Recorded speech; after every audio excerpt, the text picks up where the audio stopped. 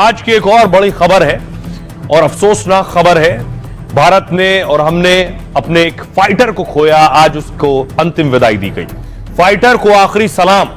नमांश, ये नमांश जो तेजस उड़ा रहे थे दुबई में एयर शो के दौरान, उनका फाइटर क्रैश हुआ वहां उस वक्त। अगली तस्वीर देखिए जरा। आज उनका पार्थिव शरीर, जिसे अंतिम विदाई दी गई, सुलूर एयरबेस पर श्रद्धांजलि दी गई।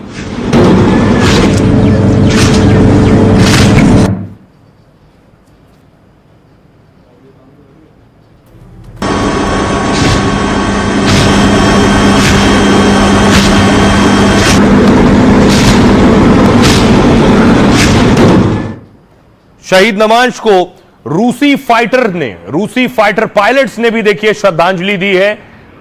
आसमान में कलाबाजियां की फाइटर से और इस तरह से उन्हें श्रद्धांजलि दी गई।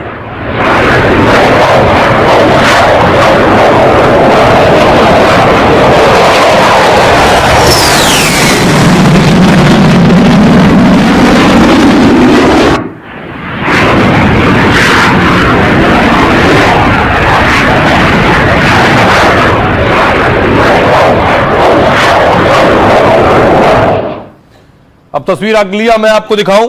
ये आप देख रहे हैं उनके पिता, पत्नी और बच्चा पहुंचा है।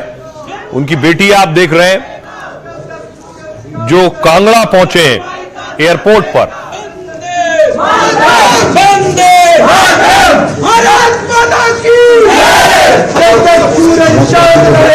तस्वीर में आप देख रहे हैं जो जिन्हें यूनिफॉर्म में देख रहे हैं आप, बेटी का हाथ पकड़े हैं, ये नमांश जी की पत्नी है। वो भी एक फाइटर पायलट है।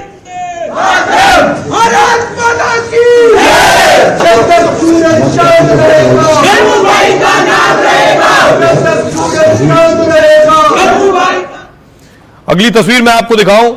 उनके परिवार में मातम की स्थिति है, गम है, अब तक आंसू रुके नहीं। तस्वीर देख रहे हैं उनकी माता जी को आप।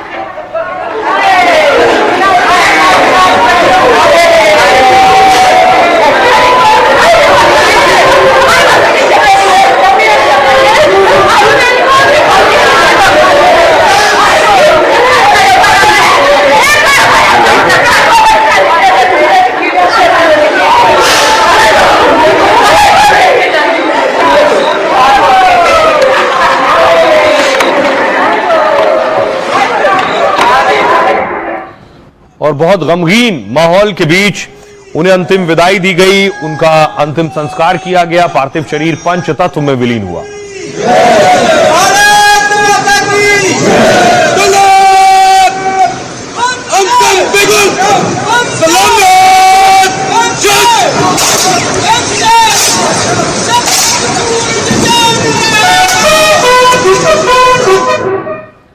अब आपको दिखाऊं, नमांश की जो पत्नी है वो भी फाइटर पायलट है।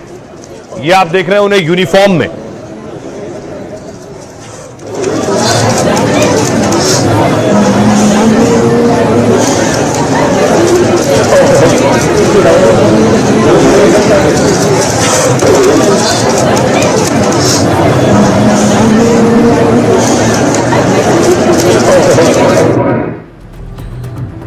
तो नमांश बेशक हमारे बीच नहीं है, लेकिन जो कुछ यादें वो छोड़ गए हैं वो हमेशा लोगों के बीच रहेगा। उनके परिवार ने जो गम सहा है, झेला है, उसे बेशक नहीं भुलाया जा सकता। जो मीठी यादें, पायलट नमांश सयाल 2009 में वायुसेना में अधिकारी बने थे। एयरफोर्स में ही नमांश सयाल की मुलाकात अफशा से हुई थी। 1 साल के बाद अफशा और नमांश ने शादी का फैसला किया और साल 2010 में नमांश अफशा ने प्रेम विवाह किया। नमांश के गांव में उन्हें पायलट कपल के नाम से भी जाना जाता था, क्योंकि दोनों पति पत्नी वायुसेना में पायलट पद पर तैनात थे। जिस दिन दुबई एयर शो में नमांश के तेजस क्रैश की खबर आई, उस वक्त उनकी पत्नी अफशा कोलकाता में एयरफोर्स ट्रेनिंग में थी। आज जब वो कांगड़ा में विंग कमांडर को अंतिम विदाई देने पहुंची, तो उन्होंने वायुसेना की यूनिफॉर्म में अपने पति को आखिरी सलामी दी। विंग कमांडर के लिए वायुसेना की वर्दी से ऊपर कुछ नहीं था। इस दौरान नमांश और अफशा की 7 साल की बेटी भी वहां मौजूद थी। नमांश के माता पिता ने भी भारी दिल से बेटे का अंतिम संस्कार किया। नमांश की पत्नी अफशा यही चाहती है कि सभी देशवासी विंग कमांडर को एक होनहार पायलट के तौर पर हमेशा याद रखें। सुनिए जरा, जो लोग पहुंचे थे उनकी अंतिम विदाई के दरमियान वो क्या कह रहे हैं। मेरे ही स्कूल में पढ़े थे, सैनिक स्कूल सुजानपुर टीरा, तो आज हम श्रद्धांजलि देने उनके आए हैं। 12th के बाद एनडीए में चले गए, कम इंटरेक्शन रही। यहाँ जब चर्चा हो रही है कि फौज में या एनडीए में जब उन्होंने जो परफॉर्मेंस की है, बेस्ट परफॉर्मर थे, और एयरफोर्स में भी he was one of the best pilots. गांव में सर सभी मतलब वो मातम का माहौल है, सभी यही सोच रहे हैं कि इस तरह से होना नहीं चाहिए था। प्यारा बच्चा था, हमारा छोटा भाई है, हमारी भी आंखों में आंसू आते हैं इन तरह की चीजें देखते हुए, हमें भी बहुत बुरा लग रहा है। ये हमारे स्कूल के 21st बैच के थे। आज दुखद घड़ी है कि आज हम अभी बात ही कर रहे थे कि ऐसी घड़ी पे हम मिले हैं जब वो शायद हमारे साथ नहीं है, और पर उनकी ब्रेवरी की जो बातें हैं वो हम कल से ही आपस में कर रहे हैं कि हमने एक अपना अनमोल रतन खो दिया है। विंग कमांडर नमांश के फाइटर क्रैश होने के बाद भारतीय वायुसेना ने कहा, नमांश ने कर्तव्य निष्ठा से देश की सेवा की है। भारतीय वायुसेना इस दुख की घड़ी में विंग कमांडर के परिवार के साथ खड़ी हुई है।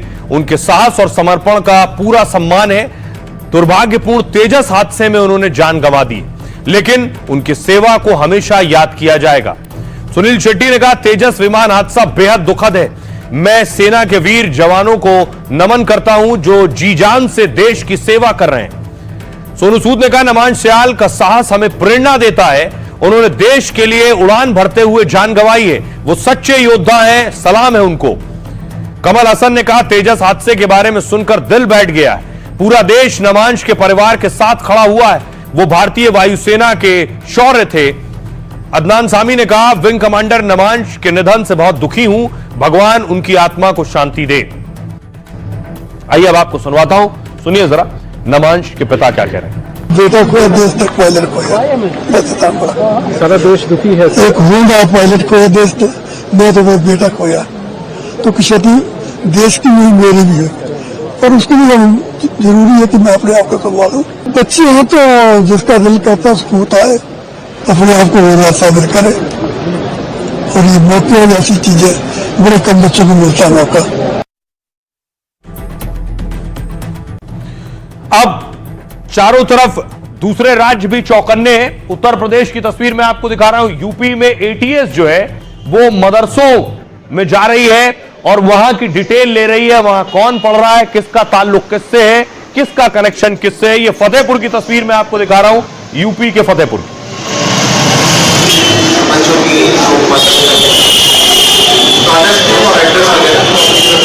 तो यूपी एटीएस के अलावा श्रावस्ती से भी तस्वीर सामने आई है। श्रावस्ती में भी जो मदरसे हैं वहां पर पड़ताल की जा रही है। एहतियातन सारे डॉक्यूमेंट्स और पूरी जानकारी जुटाई जा रही है।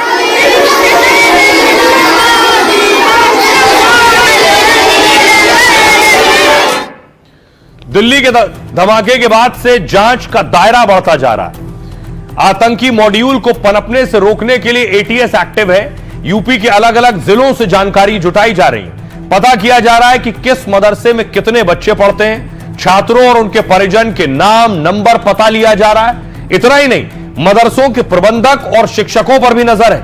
मदरसों में छात्रों को पढ़ाने वाले शिक्षक की कुंडली खंगाली जा रही है। खासकर बाहर से आकर पढ़ाने और पढ़ने वाले रडार पर हैं।